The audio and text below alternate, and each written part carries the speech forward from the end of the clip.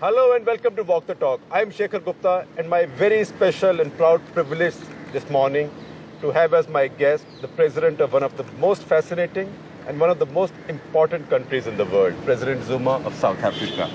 How wonderful to have you on Walk the Talk. Thank you very much. It's Wonderful such a special to be here. privilege and I'm so grateful you found the time. I know your schedule is charted second by second.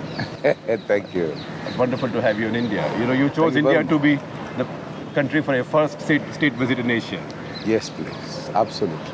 I chose India because we have very emotional history with India.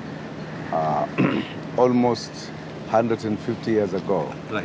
we made contact, and in that coming together, I think we've done a number of things. Both India and South Africa have produced some of the best leaders in the world. We've done one of the best business transactions. You are so right, Gandhi and Mandela. Absolutely. Mahatma Gandhi and Nelson Mandela, certainly. Mahatma Those Gandhi have- just went as a beginner lawyer to Absolutely. Africa. He had just arrived from London Right. to do his law in South Africa.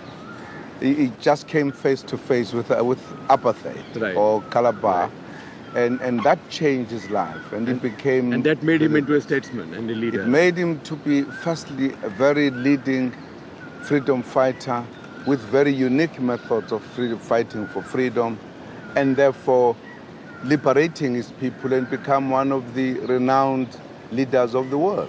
And just as Gandhi inspired several generations of leaders, including Nelson Mandela, and I presume you, I was inspired by them. Yeah. Nelson Mandela has inspired the next so many generations will continue to do so. Absolutely. I think we were inspired by their own courage, their own thinking, Right. their own bravery. and therefore, I hope that we'll continue to inspire those who will come after us. Right. Because it is important, because we face a lot of challenges. Before we talk about South Africa, India, and the world, tell us a bit about your time with Nelson Mandela and in the prison. You were in the same prison for a very long time, Of course, yes. Robben Island. A very young me, very insignificant You person. are always young, I believe. Absolutely. Yes, joined the ANC in 1958 when Mandela was already a leader. He had already led the defense campaign as a volunteer in chief. I was part of the volunteer corps. And of course, shortly thereafter, in 1960, the ANC was banned in South Africa. Right. And Mandela was one of the most prominent leaders leading the underground, leading up to the formation of our military wing in Sizwe, and he became the first commander-in-chief, and therefore he has inspired one in many ways. From my young age, I really looked up to him, among others, particularly, if I could say, from the militant side, because Right. he was a very brave man, etc. Right. So, as a leader, I've always looked up to him. And you were from the up to military his- side as well.